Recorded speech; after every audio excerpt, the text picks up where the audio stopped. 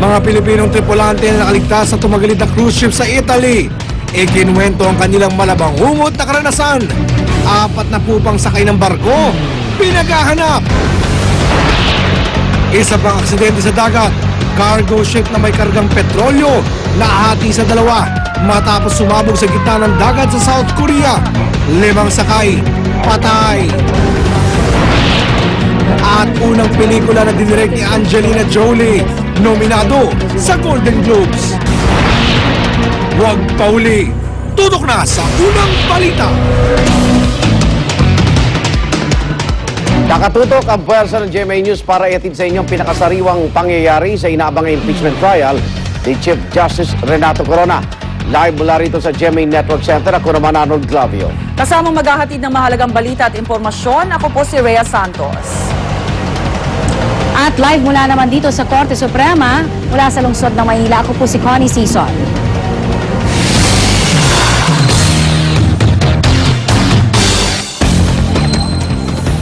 Samantala, 5 kumpirmadong patay habang nasa 4 na pupang pinaghahanap sa pagtagilid ng cruise ship sa Italy noong Biyernes.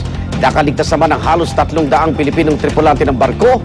Nakikipag-ugnayan na ang Philippine Embassy sa gobyernong Italia para matulungan ang mga Pilipinong biktima. Narito ang report.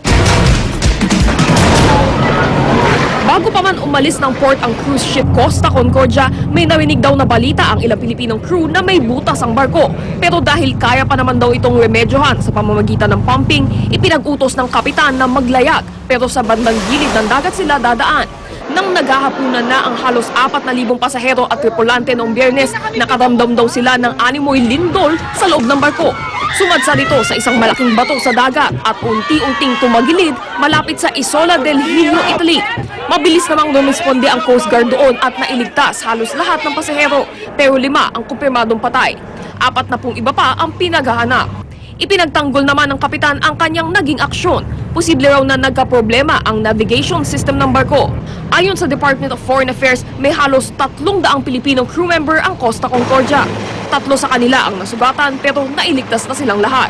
Nakikipag-ugnayan ang Embahada ng Pilipinas sa Italian government. Aayusin na raw ang pagpapauwi sa mga Pilipino. Nangako rin ng tulong ang recruitment agency ng Magsaysay Maritime Corporation sa mga Pilipinong biktima. Bukod sa gasto sa pagpapaospital, sagot din daw ng ahensya ang pagpapauwi sa kanila. Tiniyak naman ng Malacanang na magpapaabot ng tulong ang gobyerno sa mga Pilipinong biktima. Para sa unang balita, Micaela Papa reporting. Kaugnay po na balita kayo, makausap natin si DFA spokesperson Raul Hernandez. Good morning po. Good morning, Igan. Good morning. Opo. Makibalita lang po kami, ano na ho yung tinanggap niyong pinakahuling lagay ng ating mga kababayan na nakaligtas po dyan sa tumagilid na barko sa Italy? Well, kagabi nakausap ko po yung ating ambassador, si Ambassador Virgil Reyes. Ang sabi po niya that they are now giving travel documents sa ating mga tripulante Opo. na nawalan ng mga passports because of the accident, Opo. And sa ngayon, nasa Grosseto pa sila in 4 hotels. And later on, they will be moved to Genova. And maybe after several days there, repatriate na sila papunta dito sa Manila. Ilang Pilipino ho ba yung nandiyan sa cruise ship na yan? Well, ang binigay sa atin na listahan ng Costa Concordia Opo. was about 296. And yung listahan ito ay validate ng ating embahada doon sa Grosseto mismo. And so far, yung mayroon tayong 3 injured, because of hypothermia, yung fall sa deck, and broken arms. Pero those are minor injuries po. Opo. Meron ho ba tayong hinahanap na nawawala o na-trap dun sa barko? Sa ngayon po, ang sabi ng Coast Guard doon sa manager ng Costa Cruise, 6 na lang ang unaccounted for. 6? 6 na lang yung unaccounted for. So, we don't know yet kung anong nationalities ito. But so far, ang kukuha nating report na the Filipino crews are safe and they are generally doing very well. Okay. Sa interest po ng ating mga kababayang member po dyan ng cruise ship, maghahabol ho ba tayo sa may-ari ng barkong iyan para babigyan sila ng danyos? Well, titingnan po natin kung ano ang evaluation at ng authorities doon sa Opo. kay Italia. Opo. And from there, we will make a move. Opo. Pero malinaw po, pag okay na po silang lahat, ibabalik po sila sa bansa natin. Mukhang ganun ang plano kasi some of them still have trauma and shock because of the incidents. So baka hindi muna makapagtrabaho. So kailangan magpahinga muna. Okay. Bukod po sa 3 sugatan, yung binanggit yung bilang po na 200 na bine-verify pa rin po na bilang ng Pilipino sa barko.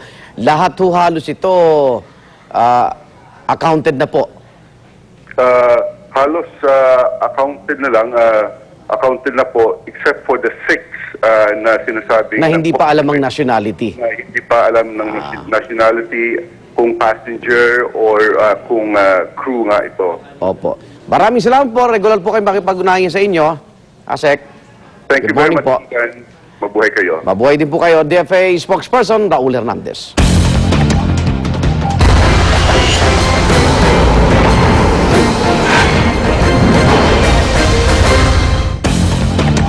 Ilang oras bago magsimula ang makasaysayang impeachment trial ni Chief Justice Renato Corona, puntahan natin si Connie Sison na nakabantay sa Korte Suprema. Connie.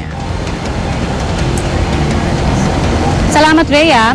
At inaasahan nga natin na maya-maya lamang ay dadagsa nga ang daang-daang mga supporters nitong si Chief Justice Renato Corona dito sa Korte Suprema. At ito ay kinabibilangan ng mga court judges and employees. Ano? At inaasahan natin na sila nga ay dadagsa dito sa Korte Suprema na nakaitim na t-shirt.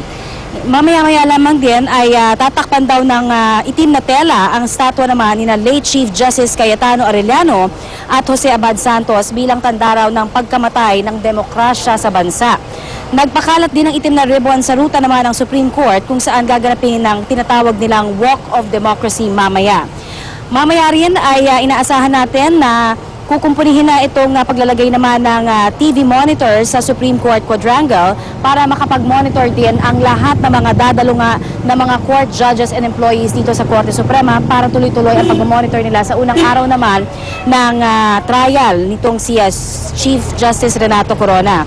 Magkakaroon din ng misa mamaya nga 9:30 a.m. at pagkatapos noon ay inaasahan na magbibigay naman ng kanyang talumpati itong si Chief Justice Corona para magpasalamat sa mga supporters niya at sa pagkakaisa na kanilang ipinapakita sa mga oras na ito, no, kung saan critical talaga dahil sa umpisa na nga ng kanyang impeachment trial.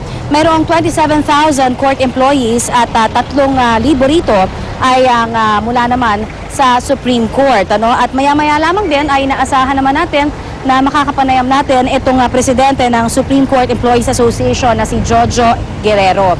Kaya tabayanan nyo yan. Samantala ngayon naman ay puntahan muna natin sa Senado live si Maria Bulaklak ausente. Maraming salamat, Connie. Nananatiling pa ring tahimik ang buong paligid ng Senado sa mga oras na ito. Pero kung nakita na nga rin na handa na ang buong gusali ng Senado sa makasaysayan at kauna-unahang impeachment trial ngayong araw. Kahapon nga, Connie, todo na sa paglilinis sa mga empleyado ng Senado mula sa mga hallway hanggang sa session hall na pagdarausa ng trial. Ang prosecution at defense naman daw handa na rin para sa impeachment proceedings.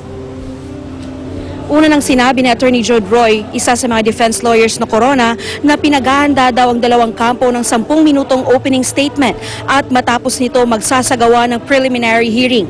Maglalaman ito ng depensa ni Corona sa kanyang aligasyon na hindi daw dumaan sa tamang proseso ang impeachment complaint na pinasa ng Kamara. Pero una nang sinabi ng prosecution na walang railroading. Samantala, Connie, wala pa tayong confirmation kung dadalo sa proceedings mamaya si Corona. Nung Sabado kasi kung saan ginanap ang huling araw ng Novena Mass para sa pagsuporta kay Corona, sinaboy ng punong maestrado na pag-iisipan pa niya kung dadalo ito. Sayon kasi wala pa naman daw nagre-require kay Corona na dumalo ito mamaya para sa impeachment proceedings. Ayat muna